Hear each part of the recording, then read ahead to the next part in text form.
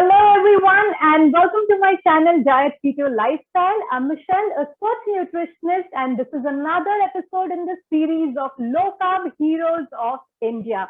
Today's episode is very special because we have a very special topic and a very special guest. We have with us Nupur Lalwani, who is going to talk to us about type 1, a topic that we have never covered before. So let me introduce Nupur. Nupur Lalwani herself is living with type 1 since she was 8 years old.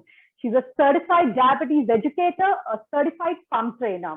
She's a passionate type 1 diabetes advocate and is practicing a low carb lifestyle herself.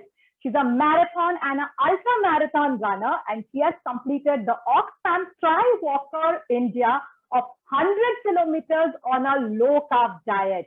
She's the founder of this beautiful and wonderful platform and community, Blue Circle Diabetes Foundation, where they educate, engage, and empower people with type 1 diabetes to live a peaceful and happy life. So it is a great honor to have you, Nupur, today. Thank you for taking out the time and welcome to Low Carb Heroes of India. Thank you so much, Michelle. This is, I must at the onset say you're doing wonderful work, spreading, all this wonderful information about low carb and I've been following you on Twitter and I see all the amazing transformations. So thank you for having me. It's a pleasure to be here. Thank you, Nupur. Thank you so much. The whole idea about this podcast is saying that low carb is possible in India, in an Indian context, in an Indian setting, with the kind of lifestyle that we are having. And of course, nothing compared to the great work that you are doing, Nupur. I mean, you are doing a wonderful, wonderful job, I must say, just before I begin. So, Nupur, let us start with your journey as a type 1 and a little bit for our viewers, how is type 1 really different from type 2? And, what is the struggles that you went through? And tell us a little bit about it.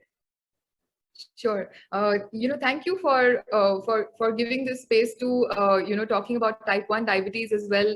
I've been living with type 1 diabetes. It's been 26 years now, and there are different types of diabetes. The most common one that we all know and hear of as just generally as diabetes, or people even say sugar, is the type 2 diabetes, which is a metabolic disease. And type 1 is the lesser known kind. It's also not as common as type 2. Type 1 is an autoimmune condition in which the pancreas make little to no insulin at all. So because our pancreas don't make the insulin, we have to take it externally, which means that you have to inject insulin every single day before every meal or snack. Or if your sugars go high, and there is no way around not taking insulin. We very often see a lot of people who are newly diagnosed with type 1 diabetes, and naturally they don't know what it is. We were in the same, we were sailing in the same boat a few years ago. So we totally understand, and it's very difficult at first coming to terms with the fact that you have to take like 5 or 7 injections a day. You have to check your glucose on a glucometer 5 to 8 times a day. It's a lot to take in. It's a lot to digest, but it's very manageable. It's very doable. And I think in the course of our conversation today, we will, find out how. Right, right. So, something that people are like you said, it's difficult to come to terms with is saying that, okay, this is going to be for the rest of my life. This is how it's going to be for the rest of my life. So I'm sure since you were diagnosed when you were 8 years old, it would have been a tough journey. How was it emotionally? How did you come to terms with it? Was it very difficult, like going to school, being a woman, puberty, etc.? Like how was it? How is it generally for everyone? Yeah. So Michelle, when I was diagnosed, I think it made the least difference to me because I was a child, perhaps. And I thought, okay, it's just another thing. We'll figure it out. My parents are there, my family's there. I have a younger sister, and we've got this. We'll do it. It greatly impacted my parents. Because naturally they are my immediate caregivers, and at the time when I was diagnosed, my sister was less than a year old. So they had an infant to take care of, and then they now have this child who has been diagnosed with a chronic lifelong condition. It was really a lot to digest. And all those years ago, 26 years ago, we had no clue, that children could have diabetes, that there are different types of diabetes. And, the sad thing is that things haven't changed a great deal. People still don't know that type 1 diabetes exists. A lot of the families that are associated with our NGO Blue Circle, when they're newly diagnosed, even in 2021, people don't know. So it's really hard, especially for parents of young children, to come to terms with the fact that, my child is going to have to inject herself or himself every single day. And that's where that's one big challenge. A lot of people then sometimes fall prey to other kind of claims and cures, and lately Ramdev has been in the news about Yes. He's a funny about guy, I think. yeah, I mean, he claims he can cure type 1 diabetes. Great. I mean, give the man a Nobel Prize then. But it's really hard to convince people who cling on to that hope that maybe someone can do something. Right.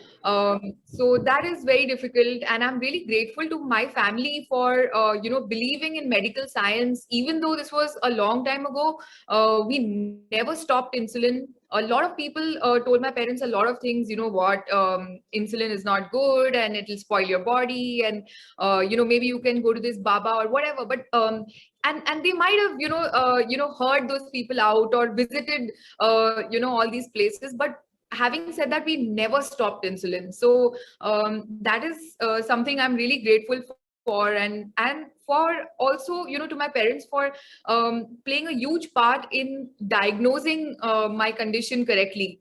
So a little bit about my diagnosis story as well. When I was 8 years old, I'm like a regular child, just like cycling, playing, just freaking out, doing my own thing. And I was growing, I was growing taller, but I was also growing very skinny. And my parents thought, okay, maybe she's just playing like 3 and 4 hours a day, and it's part of growing up. But then later, they were a little worried, and they thought maybe it's a stomach bug. They thought maybe the parents keep kind of worrying about little things. Right. The doctors said, no, don't worry, it must be something. Let's let's give her a deworming tablet. Let's do this, let's do that.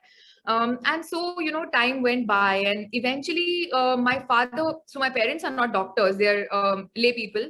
My father noticed black ants in the washroom, and he said that, like, when all of us go to the washroom, the rest of the family goes, there are no black ants. But when Nupur goes to the washroom, there are like a million black ants. So, maybe she has diabetes. And people laughed at my parents at that time. They said, you're crazy. You do not know children don't get diabetes. It's like, it's a disease for old people. So we went to the path lab and we got tested. And when we got tested, surprisingly, the results came out negative. They said, you don't have diabetes. And even at that point, had my parents believed it, I would not be sitting here today having this conversation, because I would be dead.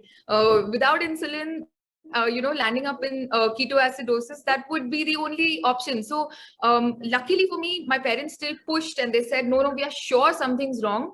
Please take a retest. And then we went to another lab as well, and my sugars at the time of diagnosis was 636, when a normal person's sugar are like, between 70 to 100. So, the guys at the path lab said, we don't know how she's still standing. Take her to a hospital right this minute. And that's when we realized that this was serious business, So this was about how I got diagnosed. And through school and college and all, it's been more or less smooth. I had the support of friends and family always. I never, we never hid the fact that I have diabetes. And that's another concern that I see, even in this day and age, people hiding it, not telling your, school friends, college friends, or your colleagues at work. And it's essential to tell, because in case of an emergency, people should be able to help you. I've been really blessed in that regard. I've, mostly sailed through without any major troubles, and really very grateful, to my family primarily. Yeah.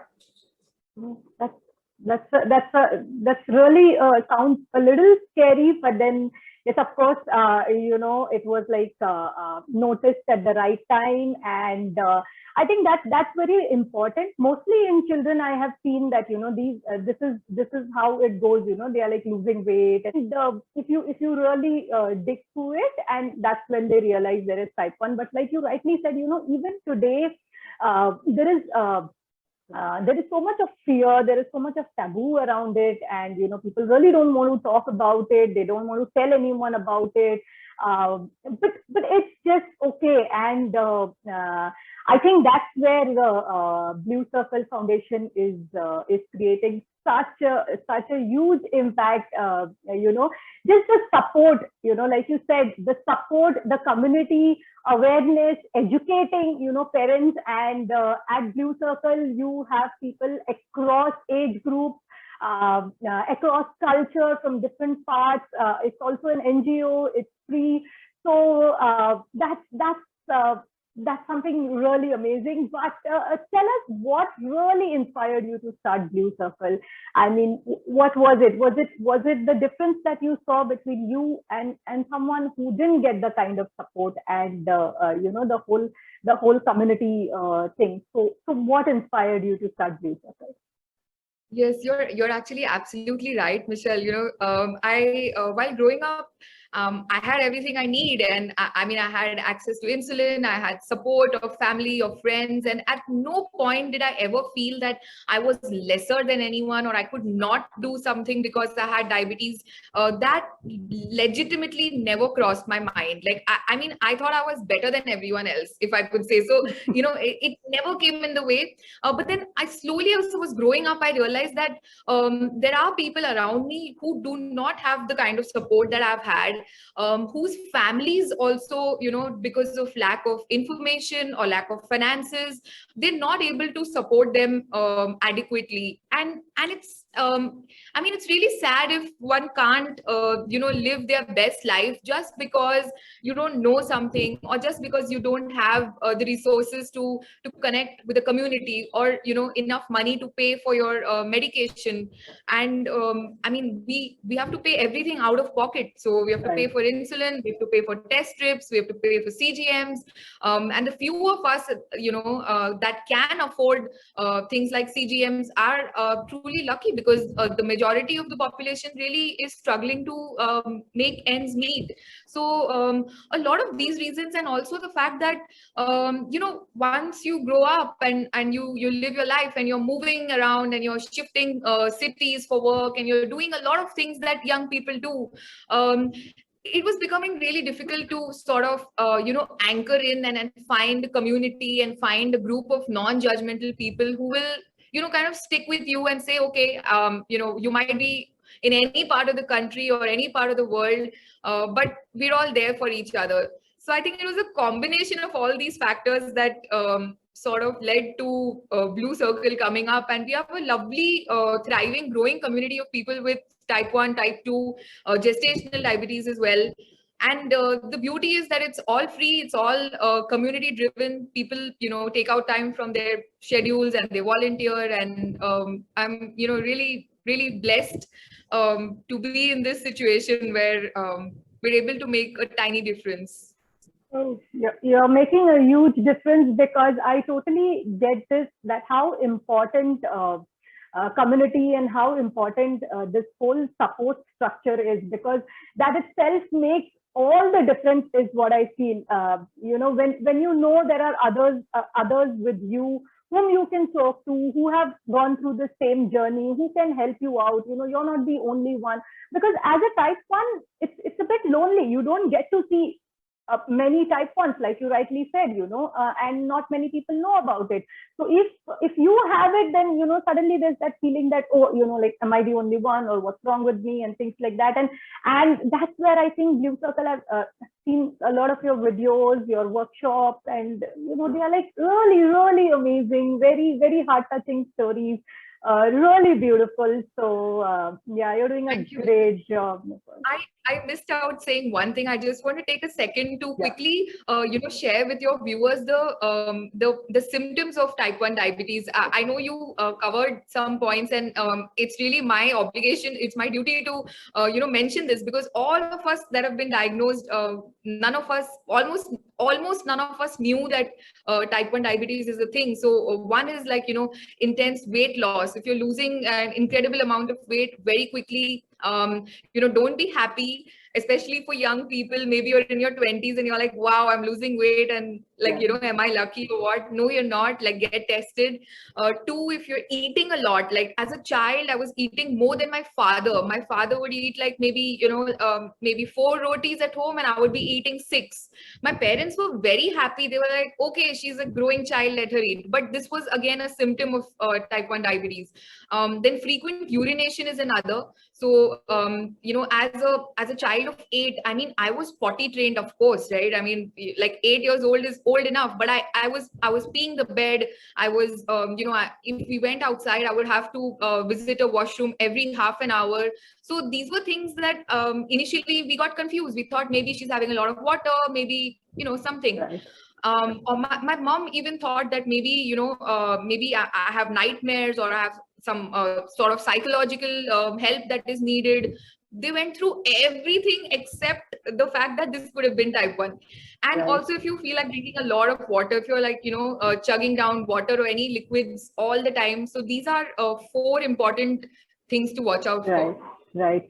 And like you mentioned, this is not only in terms of kids, as an adult also, like, as an adult onset also, you can go through these symptoms and you can get type 1 diabetes. So yeah, thank you so much for covering that. That's really. Michelle, previously, like when I was diagnosed, I was diagnosed with juvenile diabetes. That's what they used to call it. Now they call it type 1 diabetes, but only 25 years ago, 26 years ago, it was still called juvenile diabetes, because it was assumed it's only for kids. Right. But these days, we know better now that, it's an autoimmune condition, and like Michelle said correctly, it can happen at any age. Right. In fact, I have a friend who is now 73 years old. She lives in Goa, and she got diagnosed when she was 68. So she got type 1 diabetes at 68 years old. Imagine having to unlearn and relearn everything, take like 5 shots a day at 68. Oh my God. Right. Right. So yeah, to all our viewers, she has covered an excellent point. Please look out for these symptoms. If there is anyone in your family, in your friends who is complaining, or who is like showing these symptoms, talking about it, be open to talk about it. Connect to Blue Circle, and yeah, if you don't have a type 1, that's amazing. But at least rule out that option if you're going through this symptoms. So yeah, thanks, Nupur, for that. So now let's come to low carb. So low carb, I mean, all of us have a journey to low carb. I mean, none of us have been like following low carb since we were born. And especially as a type 1, carbs are like so important. That's like the general statement, right? So you have to almost be high carb, like don't miss your carb. So, so what got you to explore low carb? Was it something that you were looking for, an alternative? Was it something that you were not really happy about what was going on? And what got you to low carb, and how's your journey been since then? So I think about 5 years ago, I stumbled across a gentleman called Dr. Richard Bernstein on the internet. And thank God for the internet, because I mean, I don't know how, we would have managed before that. And slowly, I'm a very curious person, and I kept like trying to, look at things and how to improve my health. So I realized that here's a guy, he has type 1 diabetes since 1946. And not only is he alive, he's thriving, he's doing really well. He has a fabulous, inspiring background of, studying to become a doctor late in his life. Not, Right. he didn't graduate as a doctor at first. He was an engineer and then became a doctor and reversed his complications up to a large extent. And and he is proof right there that you can live a normal and happy life. Low carb with Dr. Richard Bernstein about 5 years ago, and I stumbled across this information on the internet. And then I bought his book, which is called The Diabetes Solution, and I read it. And I'm not being dramatic when I say that book changed my life. And usually I would not make such sweeping statements about anything, but and I'm quite a cynic, like I will like question everything and be like, okay, if this is what it is, then why? And like I'll have like my list of Right. questions ready. And I did have my list of questions ready, even with Bernstein's approach.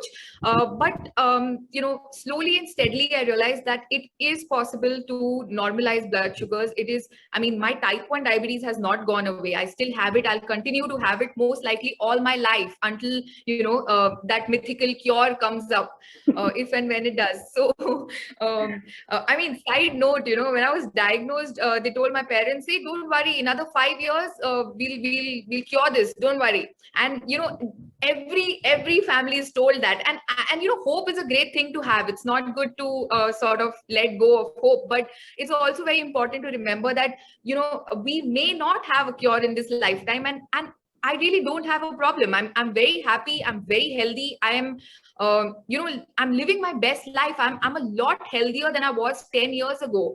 So this was how I sort of discovered Bernstein, and slowly started applying his principles. A lot of people, like you correctly said, Michelle, feel that low carb is not possible with Indian food. That is so not true. We live normal lives, we eat normal food, and what normal is really up to us to define and to decide. And when I see my sugars on my glucometer or on my CGM, and I know I've made the right decision every single day, because for a non-diabetic person, their blood sugars are going to be in the range of 70 to 120, irrespective of food or anything. And that is the goal I've set for myself. A lot of people, they laugh when they hear this target that I have, and they say that you're crazy, and like this is just not possible, and this sounds like torture, and why are you troubling yourself? I'm not. I'm actually, I want to live a long and healthy life, and I will do whatever it takes to to reach that goal. In fact, Michelle, I also want to tell you, so my parents, my whole family does low carb, and while they have no reason as such to do it except to support me at first, we also realized that my parents, were able to reverse their pre-diabetes. Right. And for people who are in their 60s, I mean, that's no mean feat, because we just assume that it's okay. Once you grow old, you'll get diabetes, and you just have to manage. You don't. You always have an option, and which is why I think that you're doing fabulous work, helping people meet their goals. And I think it's just about being able to connect, right? Like people who don't know this is an option, Right. to be able to tell them that you can do this, and it's not difficult. You can. It takes some getting used to, no doubt, because you don't have, of course, there's no rice and there's no roti and all of that. But I think that's a small price to pay for a healthy life and for avoiding any kind of complications. So I'm really grateful, that I accidentally discovered low carb. It's really truly changed my life. Yeah, right. I mean, it is possible, and it is possible in a type 1 setting, where carbs are so important. And sorry, Dr. Bernstein's book always says less carbs, less insulin, and less hypo. Yes. So I mean, that's the thing for a type 1, right? I mean, hypo is like always something that you fear. So just keep your carbs low. And I think carb counting has been is generally taught to everyone who comes across type 1. But then low carb counting in a low carb setting, and why low carb is important, right? Why is it important also for a type 1? Because we are seeing a lot of obesity in type 1 people now. Which is something that maybe was not as common as it is now. Maybe it was there, but it is not as it wasn't as common as it is right now. So how is low carb beneficial for somebody with type 1? Like, can you share something on that? Yeah, really thank you for asking this. And I know this was part of the question earlier as well, but I got excited and kept sharing whatever came to mind. I really do want to say this. So I'm really grateful that low carb is an option, and I wish my greatest wish is I wish I'd known about this earlier. It would have made my life very, very simple. And yes, type 1 diabetics can do low carb. There's nothing wrong. And the fact is, it's not a recommended course of action by a lot of health professionals, but then I think your health is your responsibility, and I think as people living with type 1 diabetes, the ownership is ours. So I think that's the biggest step in realizing that once you realize, okay, this is something I have to take care of. It's not my doctor's responsibility. It's not my nurse's responsibility. This is my body. It's my health, and you can totally do it. The standard recommendation for blood glucose targets for people with type 1 diabetes is 70 to 180 mgdl. Now 180 is what I would consider almost double of what it should be. I would much rather want to be at 90 rather than 180. And I lived this roller coaster most of my life. I mean, I didn't know what was wrong. And when you don't know what is wrong and how you can improve it, that's when you're like, okay, let it be, it's all good. But I think this is how it is for everyone, and this is what life is. Correct. Yeah. Exactly. And I did exactly that, Michelle. I was I used to have uncontrolled blood sugars for a long time growing up, and as a teenager, I mean, being a teenager is hard. I mean, I think it's harder on the parents than it is on the child, for having to deal with a crazy hormonal young adult. So that is hard in itself, and then adding to it blood sugars and sneaking in food and doing all sorts of things. It really if not the mandate, low carb should at least be an option. People should know that this is a way of eating that is possible, and you can have a absolutely wonderful healthy sugars. So just for perspective, just before I switched to low carb, my I think my crazy phase was sort of coming to an end, and I was coming back to my senses and realizing, okay, I need to pull up my socks and I need to fix my stuff. And my A1Cs at that time were in the range of 6 to 6.3 or 6.5. Now those kind of A1Cs are considered to be stellar. Doctors will be very happy. Yeah. Your parents will be like, oh, good job, how are you managing? But despite all of that, when I realized that there is a way to make this even better, and even if your A1C is let's say 6, an HbA1c is just an average. The roller coaster that you go through the whole day, when your blood sugars go to 200 and 300, and then they come down to 40, and then they're back again, that is something that just leaves you drained, tired, irritable. You can't work or study or do whatever it is that you're doing with full focus. The amount of mental clarity that I now have on low carb, I really did not know that I was missing this, and that is what is scary. I mean, if you don't know what you're missing, what are you looking for? Right. So absolutely, people with type 1 diabetes, I would strongly recommend doing low carb. It is not a diet of deprivation or restriction. I enjoy my meals. I love each bite that I have. There is nothing, and I think living in this day and age, we have options and substitutes for everything. Right. So there is no restriction at all. Another common question we have is it okay for children? And it absolutely is. If you, read Dr. Bernstein, you will see that children need protein to grow, and with adequate protein, they're going to grow tall and strong and healthy with healthy blood sugars. Right. I think that's That's a very good point that you mentioned here, saying that the mental clarity and also this whole thing about this roller coaster that you spoke about, because there is life also, right? There are other things to be done. You need to work, you need to do your job, you need to take care of your family, and in between all of this, you have to manage your blood sugars, which are like going so high and then dropping so low. So hence low carb. And like you rightly said, I think everybody should be given a choice. They should be told that there is a choice, there is an option. You can do this now, whether you want to do, you don't want to do. I mean, we are not saying that, but we are saying there is an option that you can manage your life much, much better than what you would on a high carb diet. So, yeah, now that brings me to the next point, which is sports, type 1 and low carb. I mean, that's like a combination most people fear. I mean, sports and type 1 is one big fear. And now add low carb to it and nobody wants to talk about it. Now, you being a marathon runner, an ultra marathon runner, you've done the 100-kilometer walkathon on a low carb diet. So tell us about sports, type 1 and low carb. How is this combination? Was it easy for you? Was it very difficult? Did you say, oh my God, I'm either not going to do sports or not going to do low carb after this?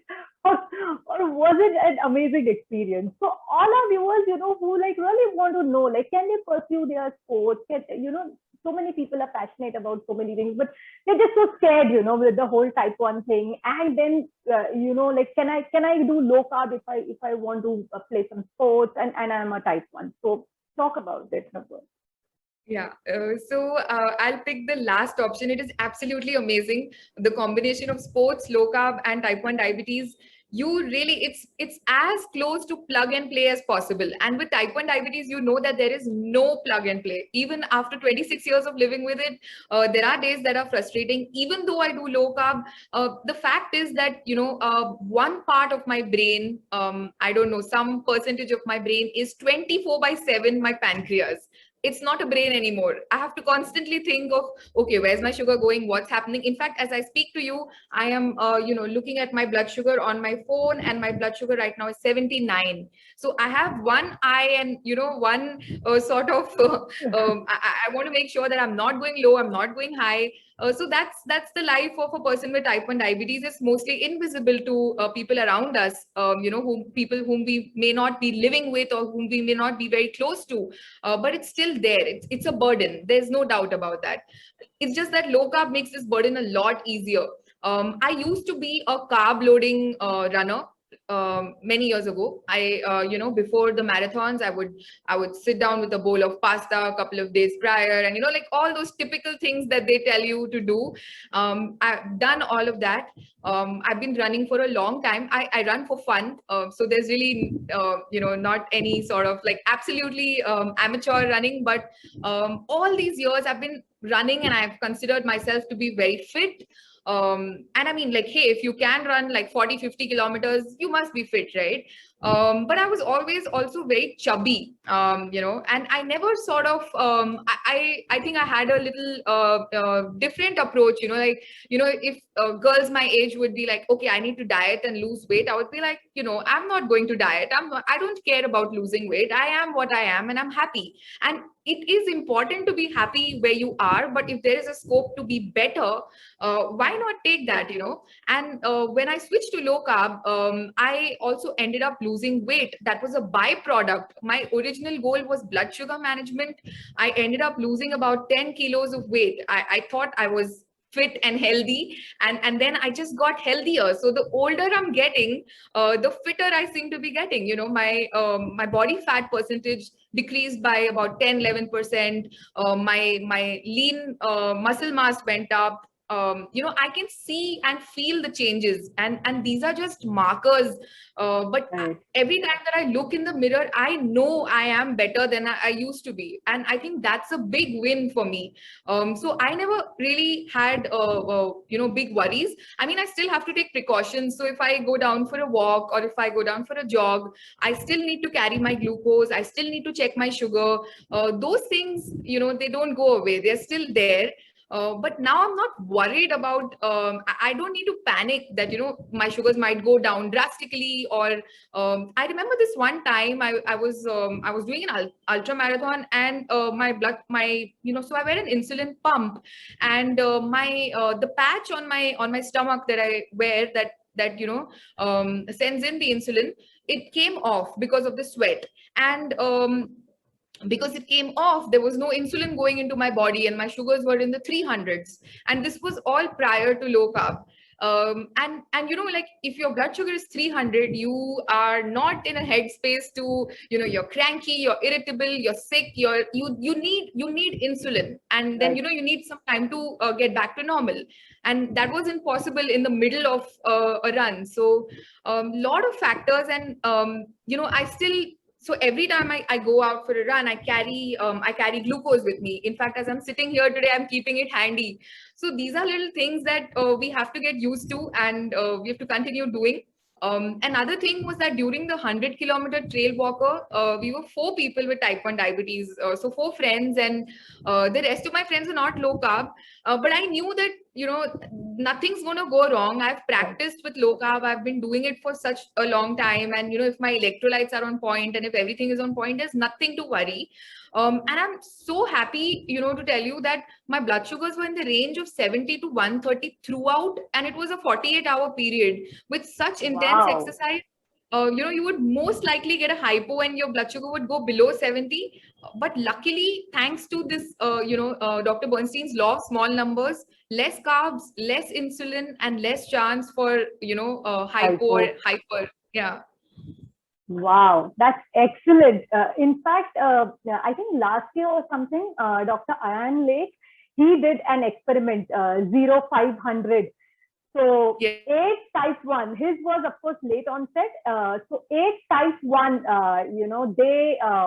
they walk on fasting for 5 days. So 0 calories, 5 days, and they did this 100 miles just in an effort to show that, of course, his was a keto range.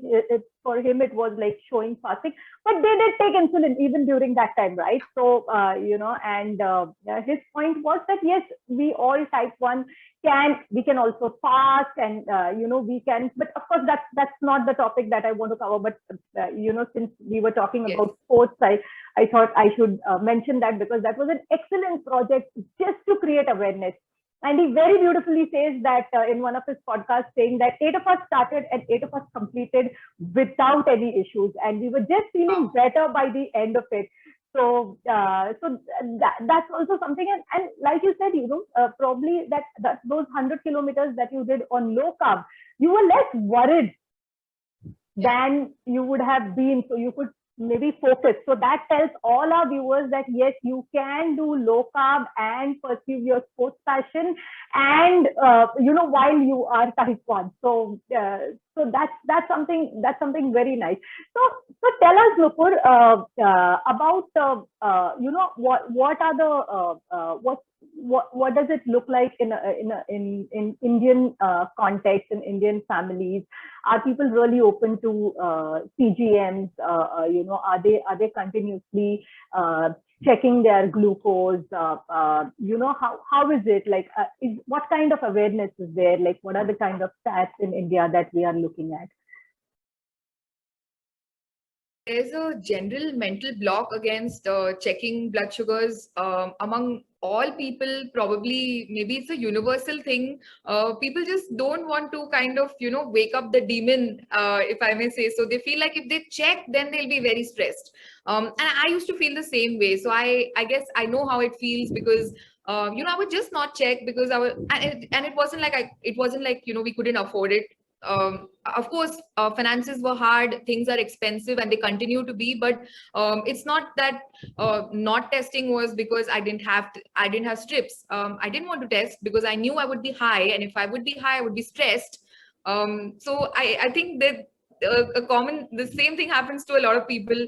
But it's so important to test. I mean, I could forget my wallet, but I will not forget my glucometer anywhere, because if nothing else, I would test anywhere between 6 to 10 times a day. And that's really a small thing to do because it's my health. I want to have good blood sugars. I want to live a long and healthy life. This is the least I can do. And the amazing thing is that with the with the technology these days, there are so many options. There are CGMs that you can use. I'm in fact wearing one. I can show it to you right now.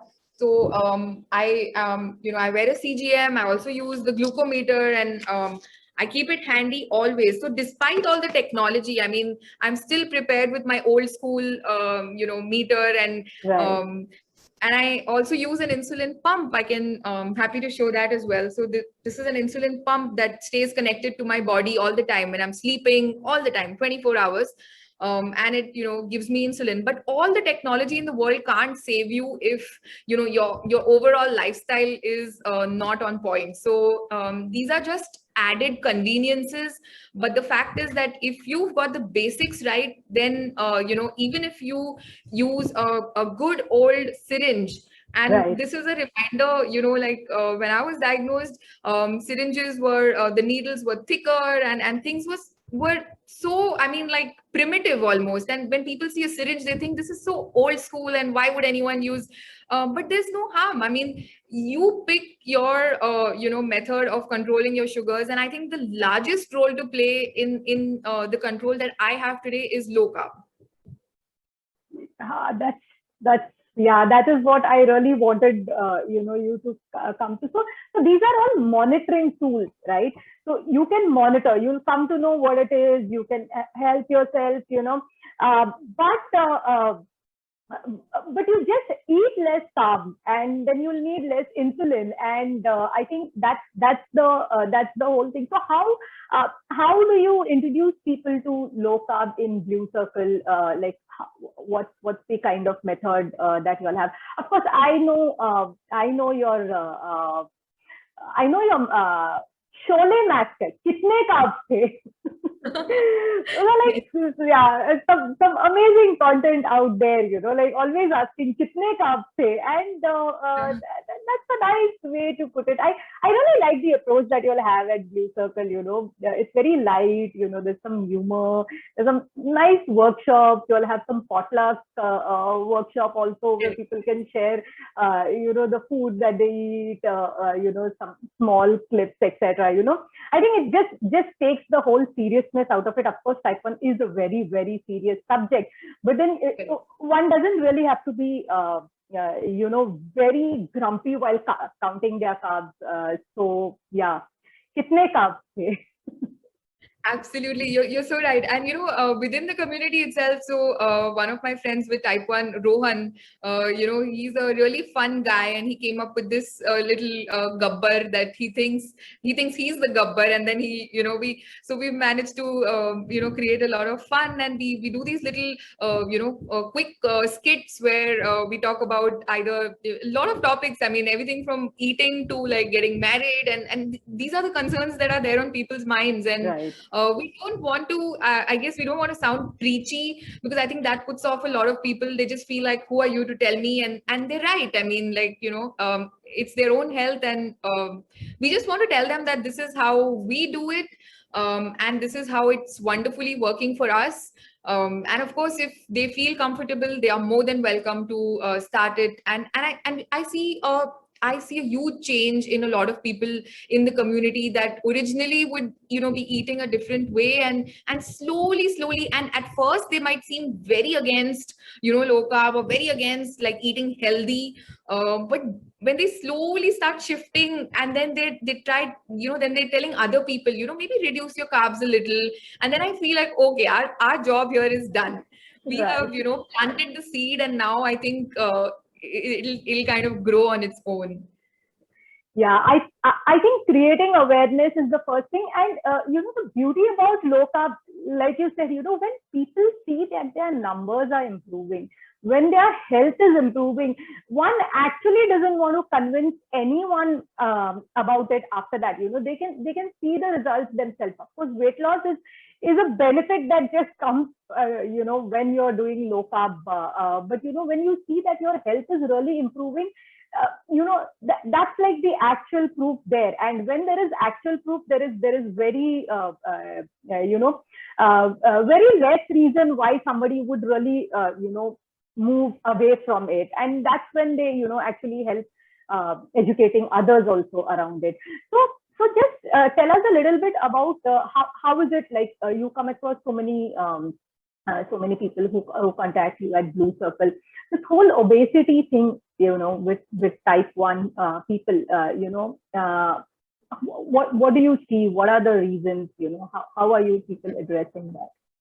Yeah, so this is really alarming now because, I think previously the definitions of the different types of diabetes were very kind of rigid.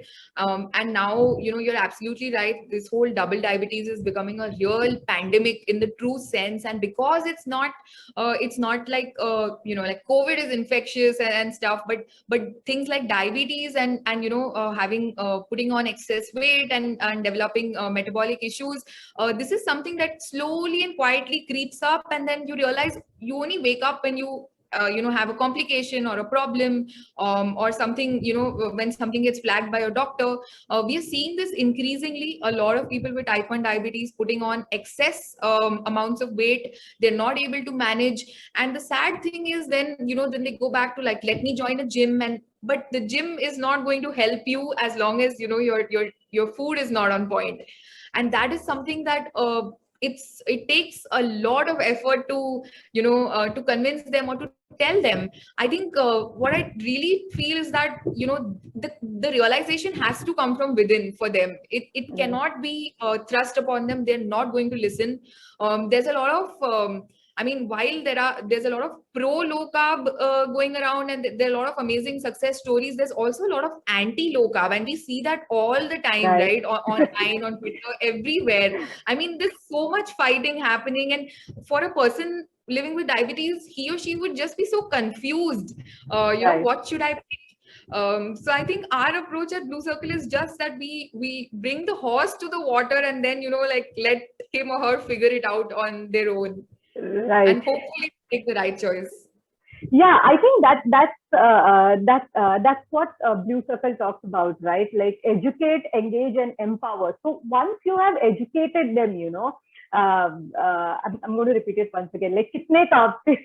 I just love that. So, once you've educated them, once you've showed them what that relationship between carbs and insulin and hypo is, and that they have a choice. I mean, who doesn't want to have stable numbers all the time? So, everyone wants that. And if that can be managed, I'm just saying manage, of course, even you say this, right? You're just managing, your numbers. You cannot like really get up one day morning and say, oh, okay, I'm healed because I'm doing low carb, so I don't need insulin anymore, or I don't need to, check my numbers anymore. That's not, but just manage and make it much more easier, much more peaceful, And so, like just addressing this, which you mentioned in the beginning, and without getting too much into it, time and again, we see media covering things like insulin can be stopped and type 1 can be cured, and don't give your children insulin, or don't do this, and don't do that. And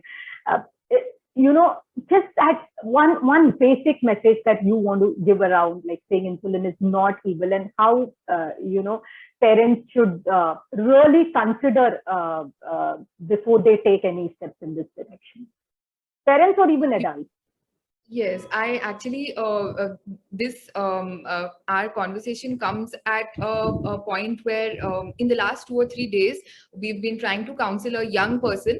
So he's a young man from Nepal, and he discovered our group, and he's recently been diagnosed with type 1 diabetes, and he's, early 20s.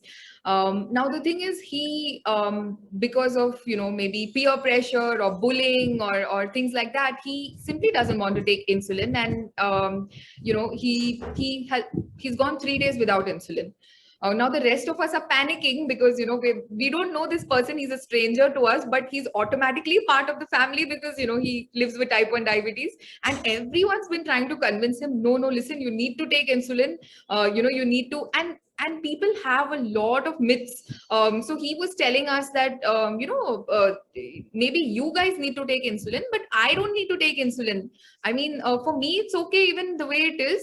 You guys might be at the last stage or whatever. Now, I mean, what is last stage, right? It's not I mean, this is type 1 diabetes. It's not like it's cancer, or it's not, I mean, and it's wrong to compare with any other health Right. condition, but there are a lot of I think hesitations with insulin, and people are trying to find ways and means to sort of maybe I can is there a way to have tablets, or is there a way to drink insulin, and but none of that is possible at this point, so Yeah, right.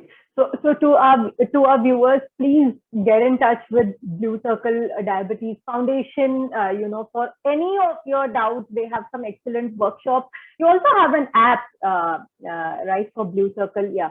So they have yes, an that's app, yeah, where they have different features. Do you want to talk a little bit about the features of the Blue Circle app? Yeah, sure. Thanks. So, the Blue Circle Diabetes app is available on the Play Store and the App Store.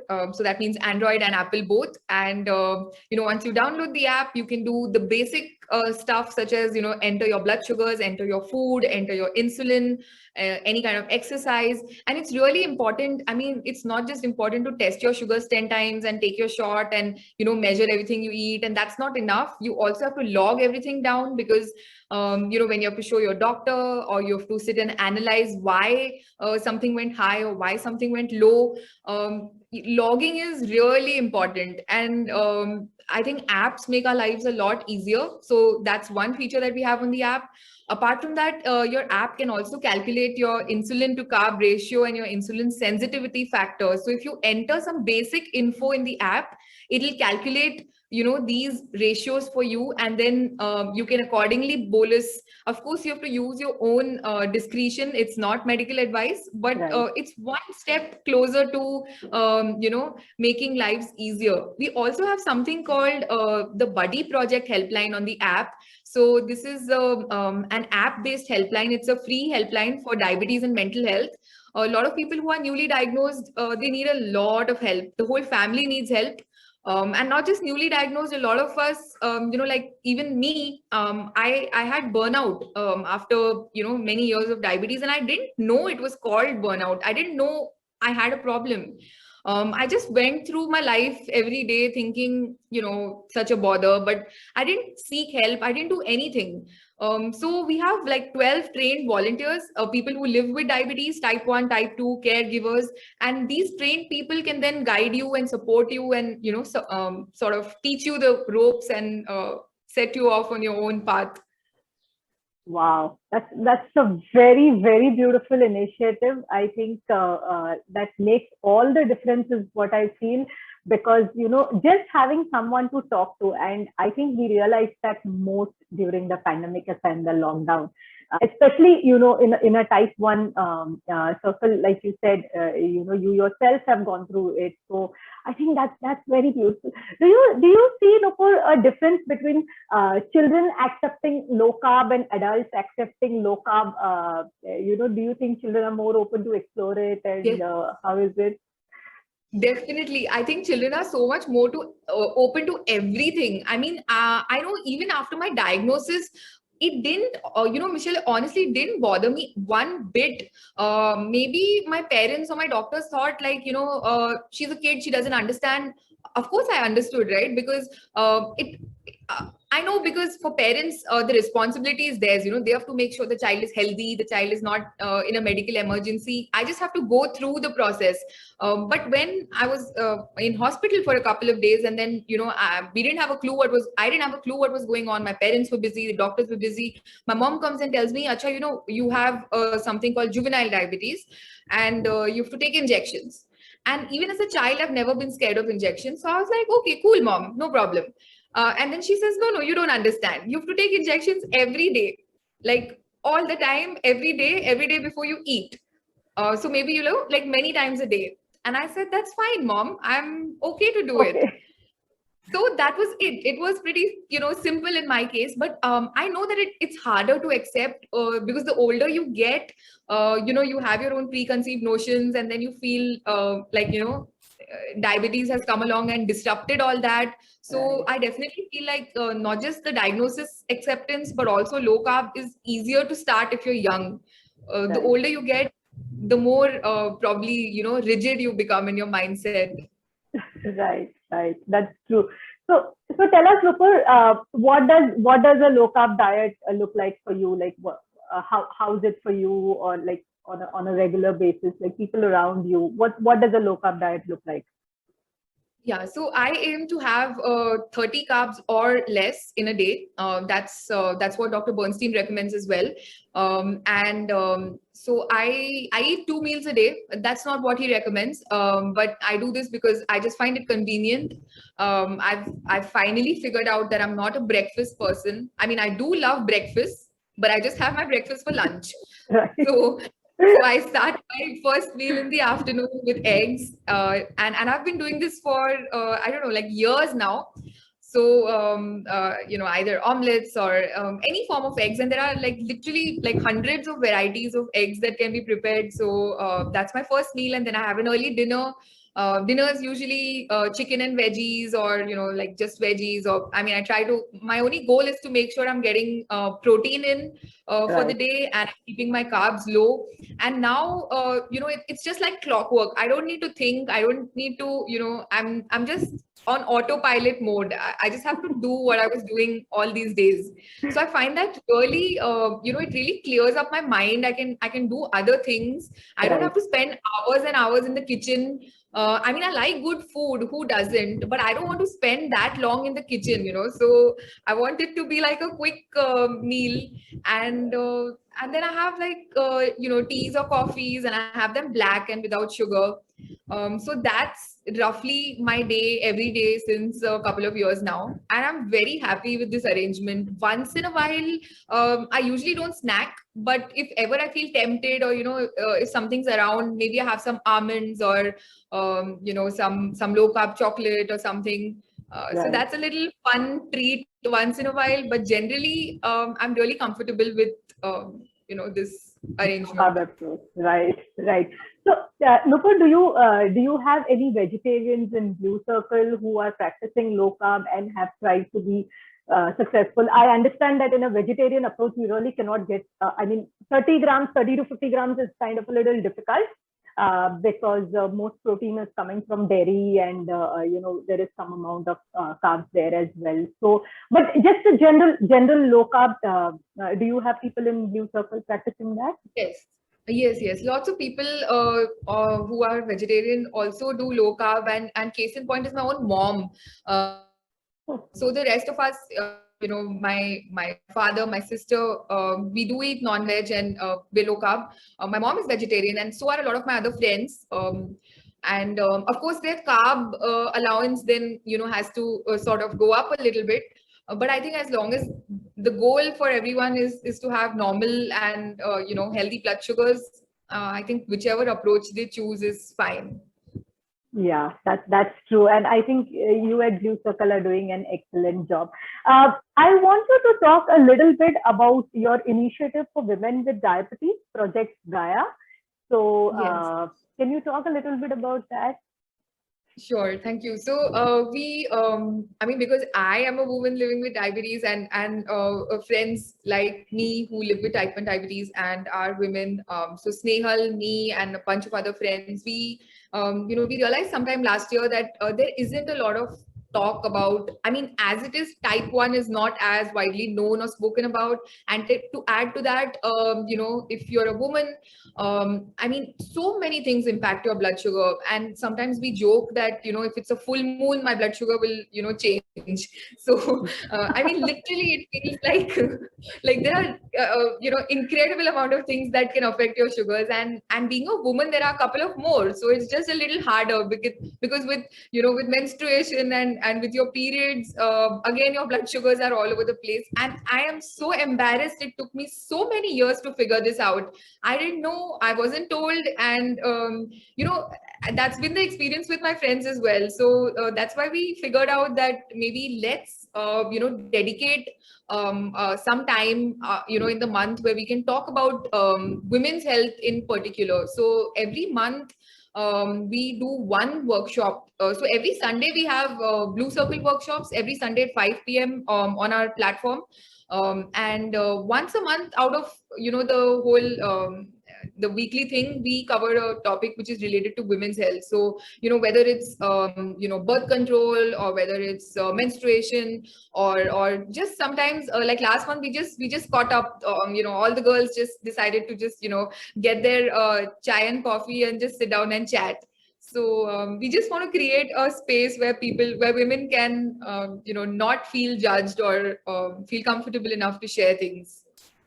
Wow, that's really beautiful. In fact, I did see some comments on some Twitter handles, where it spoke about that it's such a wonderful initiative, and I think we really, I mean, mostly there isn't much talk, of course, around these topics, and then especially if you're a teenager, puberty, you have someone to talk to, and I think that's really, really beautiful. So just one last thing I want you to cover, and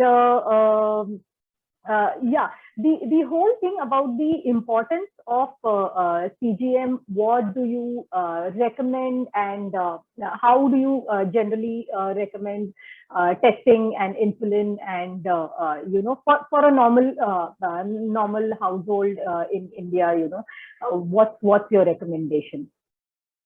I think that everybody who either has whether it's type 1, type 2, gestational, pre-diabetes, whatever it is, should definitely look into a CGM. And if that's not comfortable, or if that's not affordable, definitely get a glucometer, because I think this is basic. We have so many lakhs and crores of diabetics in India. It's only time before somebody or the other, or yourself could have it too. So I think it's really very important. I started using CGMs in the last 5 years because I think they weren't really pretty much available, Yeah, or even right. if they were available, they were extremely expensive. And I feel that that's made also a world of a difference. I mean, I still keep the first spot for low carb because I know that's the biggest contributor. But after Right. that, I would say, CGMs or testing sugars. So if you're up for testing sugars, about 8 to 10 times a day, I mean, if you live with type 1 diabetes, definitely that would be very helpful. Because when you test your sugars, it's just literally one point in a 24-hour period, and there are so many minutes and thousands of minutes and seconds in a whole day. So just that one time, or just those 2 or 3 times, is really not going to cut it. And that's where this whole technology comes in, and it's really useful, and it's discreet. And some people are worried about, I don't want it to show, and I don't want people to ask me questions, and that's fine. I mean, I think each to his own. I am, very proud to flaunt my CGM, and I'm happy when people ask me, and I'm more than happy to educate them and tell them what it is about. But even if that's not comfortable for someone, they can still wear it in a place where it's not visible. Right. Uh, I think there's no reason to like not get a CGM or a glucometer at least. Right, right. So yeah, so testing is very important.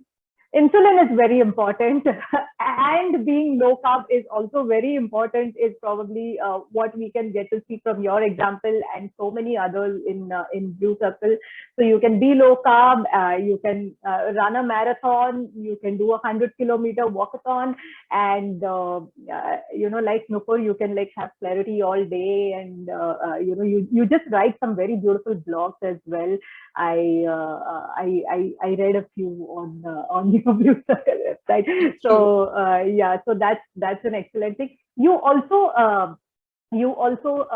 have an option to donate on Blue Circle, right? So you want to talk a little bit about that if somebody wants to make a contribution, help out someone who is in need, who cannot afford. So yeah.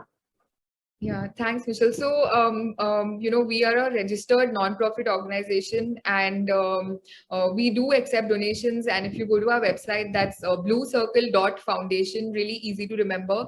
When you type bluecircle.foundation, it's right there. And on the home page itself, you'll see, on the top right, the red donate button. So what we do is, running the NGO takes effort and time, which is entirely voluntary. We don't have any paid employees. Everyone, takes out time from their schedule and puts in that time to make videos. And if you see our social media as well, it's full of videos and blogs, and all of these are contributions from the community. People have made these videos or written these blogs out of their own experience. Running the platform, supporting other people living with diabetes. Very soon, we're also launching a project, to be able to support underprivileged people, kids in particular who are living with diabetes, and families. We're getting in touch with a lot of families who, are not able to afford medication or are not able to afford strips. And these are things that we want to really scale up. And somewhere in my heart, I have that fear that it shouldn't be that we offer some help, and at some point we're not able to continue helping them, which is what was kind of holding me back all this while. But I think now I'm really not bothered.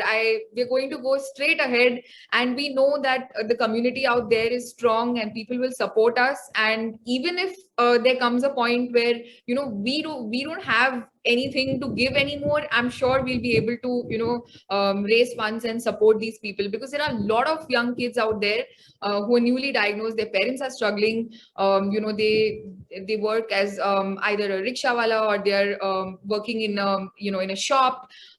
They don't have the time or the understanding to learn everything, and there is no option. One has to learn, whatever background, whatever language. I've even seen families where this one grandmother who could not read the glucometer. So each time the child would check, the child had lost the parents, and the grandmother was taking care.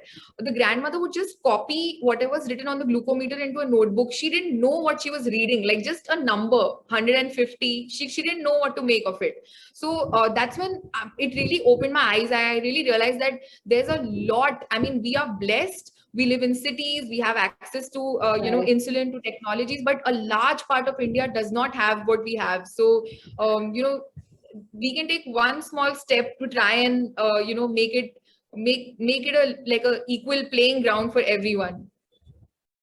Right. That's very beautiful, Nupur. Like I said in the beginning, you're really making a big difference.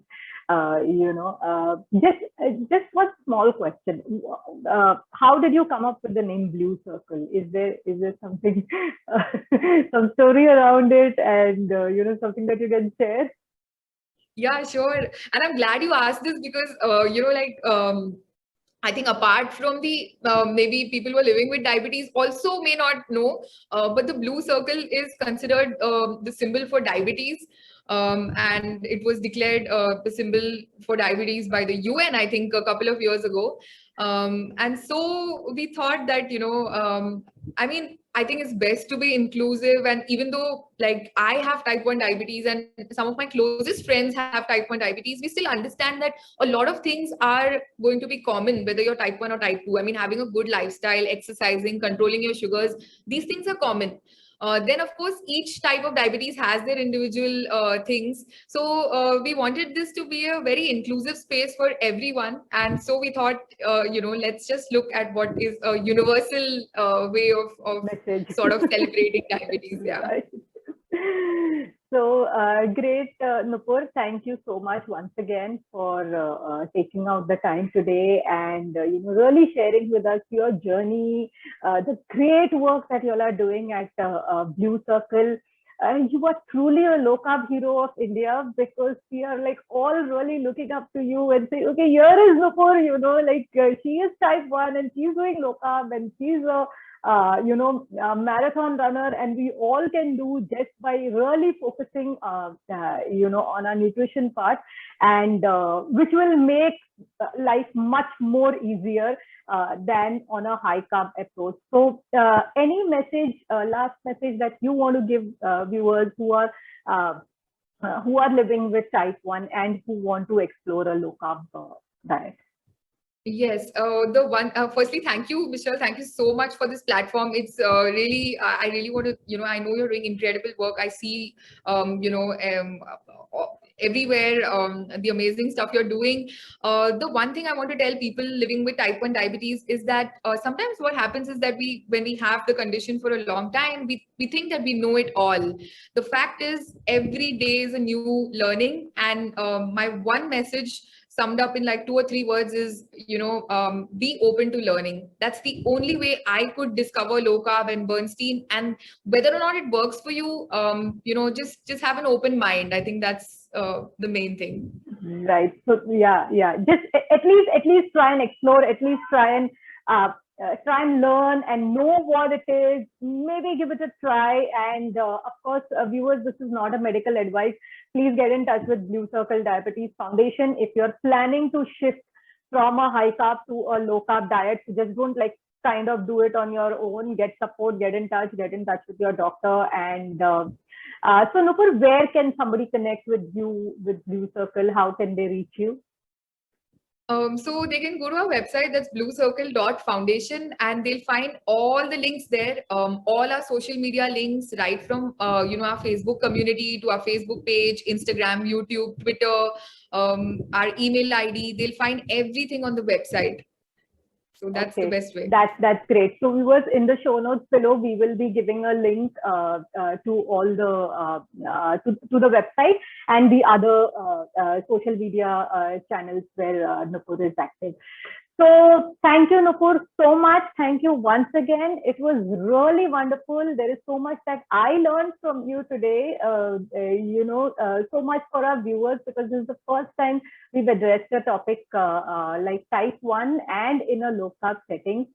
You're doing a great job. So all the best to you. All the best to Blue Circle Diabetes Foundation. And thank you for taking out the time. Thank you so much once again, Michelle. Thanks a ton. Thank you.